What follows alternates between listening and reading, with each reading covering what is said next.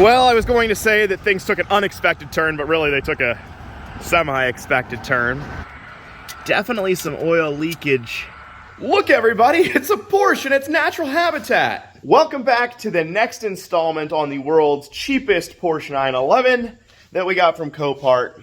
And as you can see, we got some problems. If you didn't catch the part one of this series, we removed the transmission of this 911 to take out the rear main seat and the IMS bearing. As you can see in here, we have the IMS bearing out. We have not pulled the rear main out yet. That still needs to be done. We took the transmission out just by sitting it on that cart right there, but we actually are very professional now and have the big red jack. And the only issue we realized with this is it's actually sort of too tall for our short lift here. I think it'll work for this car, but probably any car in the future it will not work for, unfortunately. So we are just gonna start tackling the rest of the stuff that we need to do here. Honestly, it was a real easy transmission removal. Hopefully going back in is the same deal. We did learn a few things, and that is that you have to put these bolts in to hold the intermediate shaft in place before you remove this cover. We got that all taken care of. That was just kind of a different thing than what we knew about.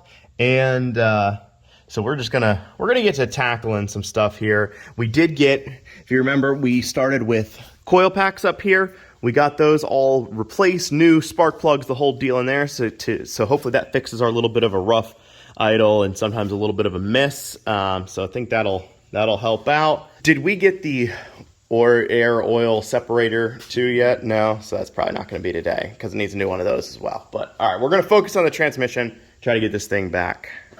1, 2, 3. Nope, we're just gonna do the front first. Nope. Nope, we're taking the whole thing. All right, come on. All right, here we go. Let's go strong. 1, 2. Got it. And today's video is not sponsored by Pelican Parts, but we did buy some stuff from them. What do we got here? Okay, this is not from Pelican Parts, but these are new motor mounts. So I got 2 of those guys, and I'm just trying to clear off the cart, so I'm gonna get rid of that. And then from Pelican Parts, we got a new rear main seal, like that. Make sure it doesn't leak. Because we think it was, probably. And we got a sticker, and we got a $100 off wine voucher. Those come with like everything Oh now. no, I hope somebody doesn't take that code and use this. Yeah, guys, please. Yeah, don't steal that code. This is the bearing kit. Today's video is sponsored by Pop-Tarts. I didn't know where that came from. Yeah, sure you don't. Okay. I didn't know it was here. You're the type of dude who knows where the Pop-Tarts. Yeah, no, I know. I mean, I've taken the factory tour. Oh, Lexavon. I have seen a lot of their stuff on Amazon for very cheap prices. Yeah. Yep. Wow. Nice. This is the larger torque bits. I went up to T50 before with my set. This one goes to T70, I think. Nice. All right. So, yeah. Cool. And here's the bearing kit. It is meant to work for a single row or a double row bearing. So when you do the double row, they give you these spacers. I already had that one out. That have to be used with the bolts and there's a little seal and stuff like that. And then this is if you have the updated cover, which we don't. Our cover has a single row gasket. This one is to go in like a double row situation. Oh yeah, it's a lot wider. Larger flange, yeah, so I don't think we'll end up using that. This is much better, they say, for sealing, but we will use the little round one on the bolt outside. And this is the bearing. This is the new one. All the newer vehicles use a single row. All the older ones use a double row.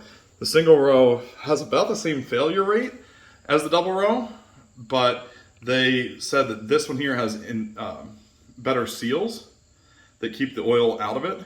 So they say that the way it's sealed up, it shouldn't get infiltrated like the factory ones.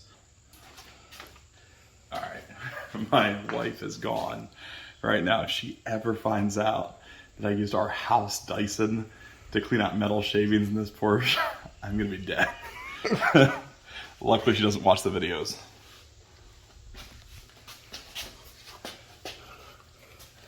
So let's see if I can get rid of some of the sparkles in here.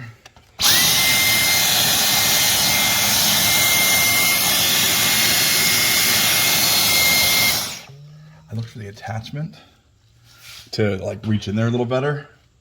Couldn't find it. So I need to ask her. But I can't do that.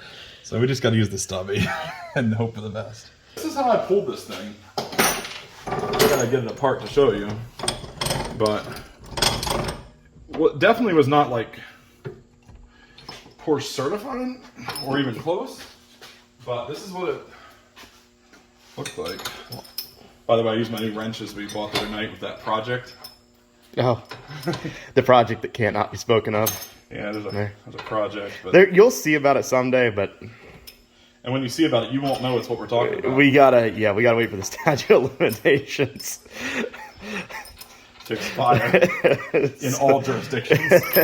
Anyway, so I used this as my spacer for the puller. This is actually lift spacer, yeah. Yep.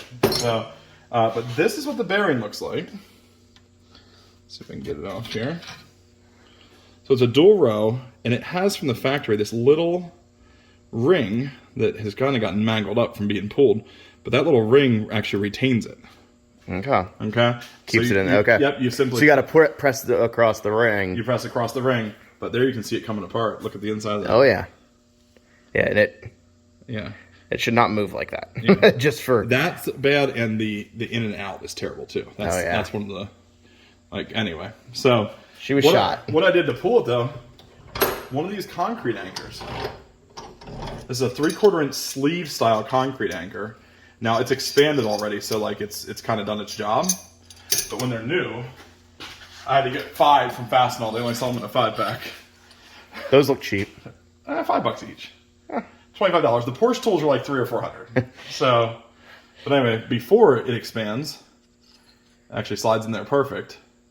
Then you drive it in, and it expands out and catches the inside, and you can pull the thing out with it.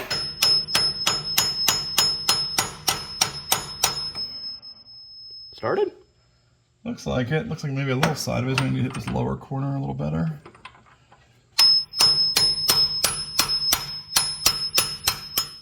Might be in the whole way, actually. You think you got it straightened out? Definitely straight. Since we're replacing a double row bearing with a single row, there's a spacer to fill up the extra gap. All installed? That is installed, I think, except for needing to be torqued. You have that drill.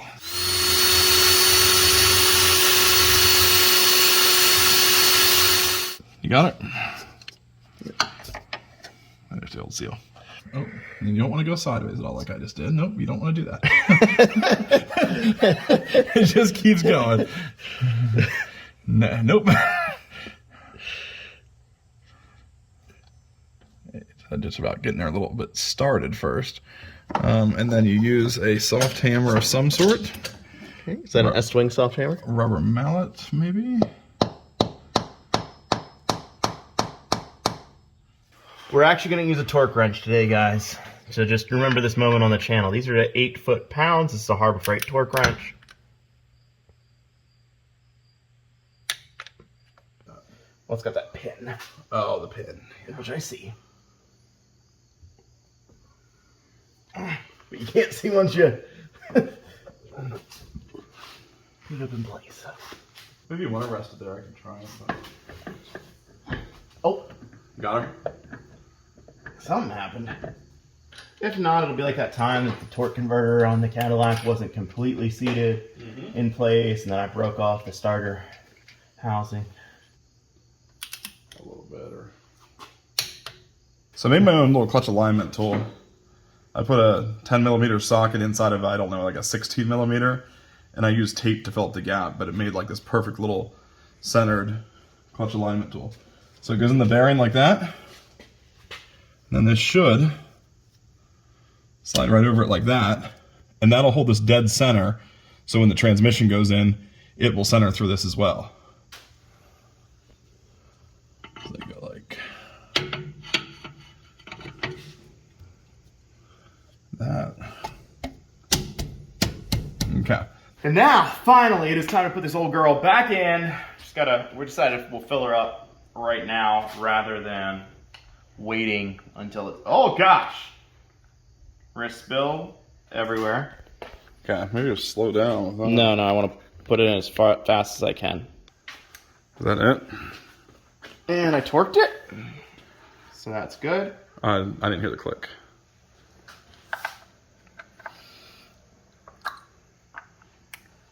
Good news is that the transmission, we both believe, will fit under here with a little bit of adjustment, but it is extreme. We don't both believe. You said that. Oh, I said that. All right.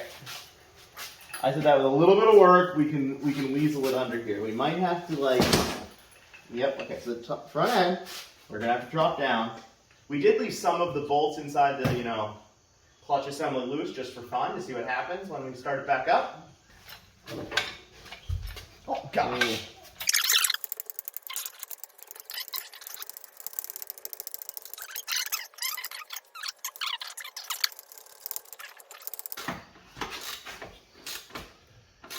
Big announcement time. We have a completely 99% installed transmission. We have not put oil back in the motor yet, but we are ready to let this thing down. We did overlook one tiny detail, and that is that the slave cylinder requires .4 brake fluid. We only have .3, but everything else we have up in here. But we're going to at least try to get it down, start it up, but we're going to have to wait to grab some of that. But otherwise, we did everything on this that we did in the first video just in reverse.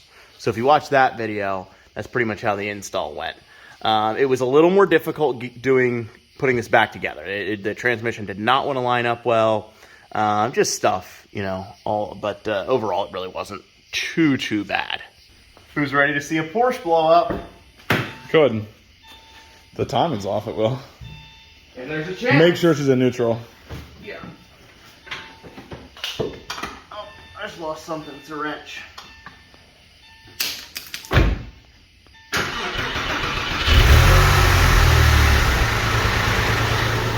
It's going to take a little bit to get some oil in the system.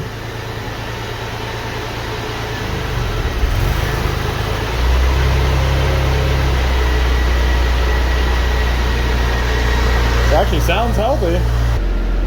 Seems like it's idling right? Yeah, I mean, it feels like maybe still has a little stumble to it. I choose the crap beat out of it, honestly. Wait, I did that once and then it ran worse. It probably needs it again.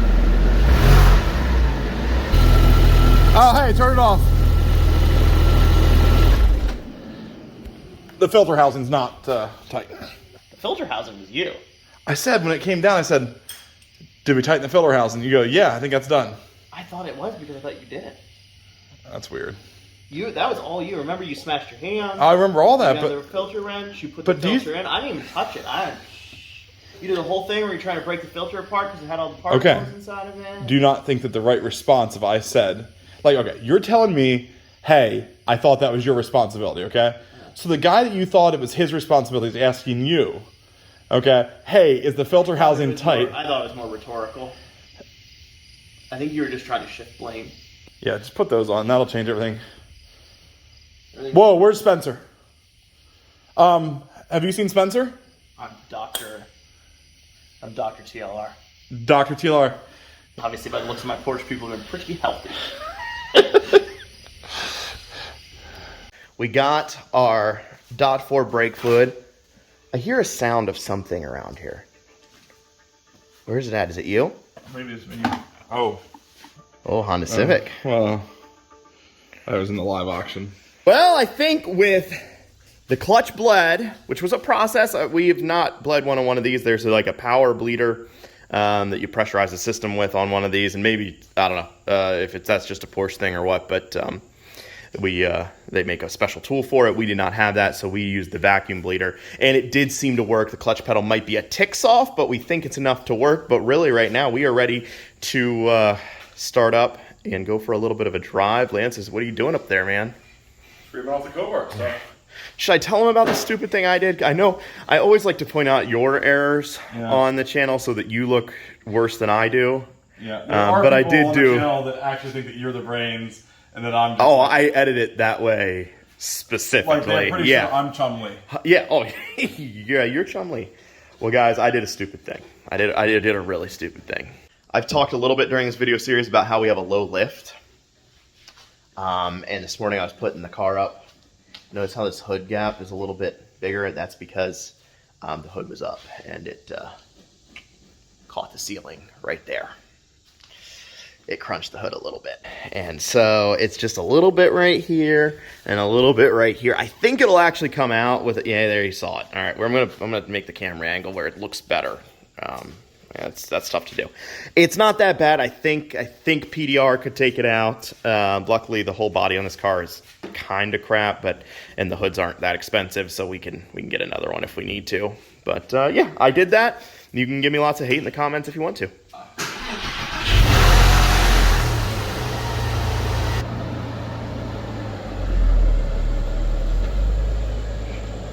Test drive time. See if we can blow her up.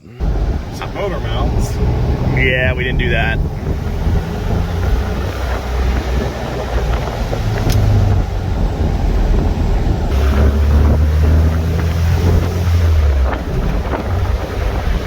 Yeah, she's enough new fuel for it too.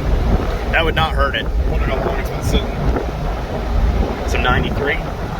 Just remortgage your house for that right now. How are the gauges running over there, man?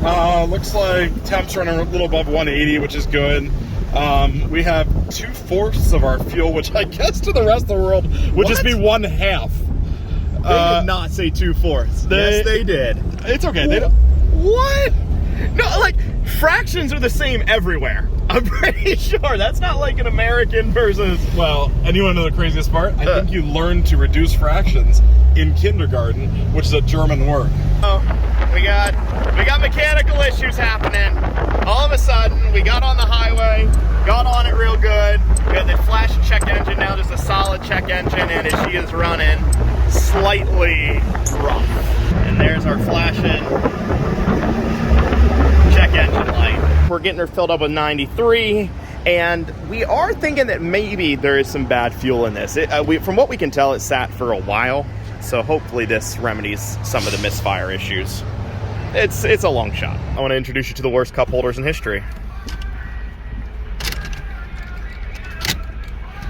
No, yeah, yes.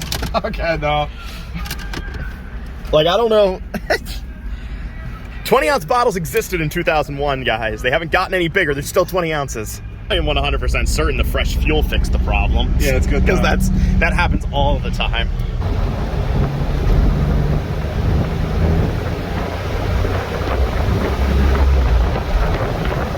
Well, I was going to say that things took an unexpected turn, but really they took a semi-expected turn. There's an exit or an on-ramp back there. We got on it. Engine light started flashing, which we expected. And we got definitely some oil leakage down here. It looks like from the rear main area, but it's showing no oil pressure. Did we pop this? Yeah, I popped it. I'm gonna see if it leaked that much. I mean, I can't imagine that it did, really, but no, we didn't bring any rags with us.